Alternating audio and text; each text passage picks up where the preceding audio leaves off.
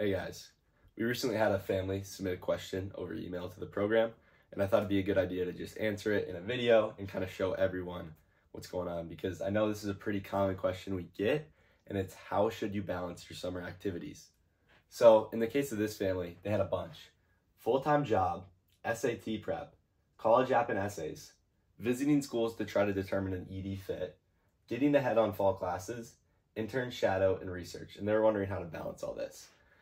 Well, one of the things we talk about in the program is that being well-rounded isn't really feasible and isn't very successful in college admissions. So one of the first things I'd tell this family is maybe balance isn't the right way to look at it. It might be sacrifice. Which one of these things are we going to have to sacrifice so that the other ones can excel? Because that's what we're looking at in college admissions. We want to excel in certain categories. So when you look at the importance of all these things, a couple should jump out. SAT prep,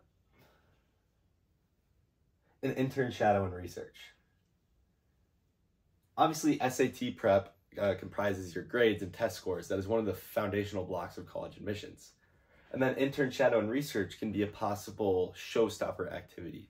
So if you spend a lot of time on these two things, your college app should fall into place. Now, a lot of these things on this list are important, especially a full-time job. Obviously, money, very important. So I'm not going to tell you to sacrifice that.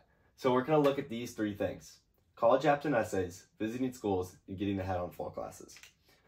Well, we're going to start with getting ahead on fall classes. If that just means, oh, I'm taking a coding class this fall and I haven't ever coded before, so I kind of want to get, familiar with the language that we're using, I would say that's probably less important than things like college apps and essays and visiting schools.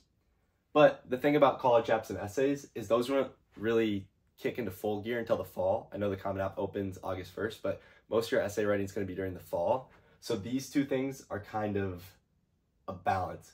You can spend more time on this now, so you have more time for this in the fall, or you can spend more time on these end of summer, so you have more time for this in the fall. So these, I would kind of think about which one are we trying to focus on now and which one are we going to save off till later. And I'd probably say writing essays sooner rather than later is for the best, especially after the Common App opens and colleges start releasing their prompts. And then getting ahead on fall classes, yeah, you might have to lag behind a little bit on that, especially if you're working a full-time job, doing SAT prep and interning. That'll obviously be a lot of time. So you're going to have to kind of sacrifice getting ahead on fall classes. That brings us to visiting schools to try to determine an ED fit. Me personally, this is just in my specific case, I did not know what school I wanted to ED to. I didn't really have a clear top choice. I didn't visit that many schools. Mainly to counteract this, I did a lot of virtual visits. I watched a lot of YouTube videos online to kind of save time. Because visiting schools, I mean, you're talking about a whole weekend to go travel, visit a couple places. It's not the easiest thing. It takes a lot of time, especially as you're working a full-time job, doing SAT prep, and whatever else you might be doing this summer. So I would say, yeah, try to visit a few, get a feel for a couple different types of campuses, like maybe one in a city, one kind of low key, but then you can kind of fit the rest of the schools into those kind of buckets and see what buckets you like. And then, yeah, just stick to online visits and yeah. So for the ED wise, trying to determine an ED. Well, ED is a college admissions cheat code, as we refer to it. You can 4x, 5x your admissions chances, but you don't have to ED. Personally, I did not ED anywhere. I applied restrictive early action to Princeton, which basically just means you can only apply to one private university early. So Princeton was my pseudo top choice. I kind of wanted to go there. And so I just did that. And you can do that for a couple other schools like Stanford, Harvard, Yale, I think. And yeah, but if you're still looking for ED school, I'd visit, 2 to 3 that you think could be a possible ED. And then really the rest, try to save as much time as you can. And maybe look at them online instead if they're further away, stuff like that.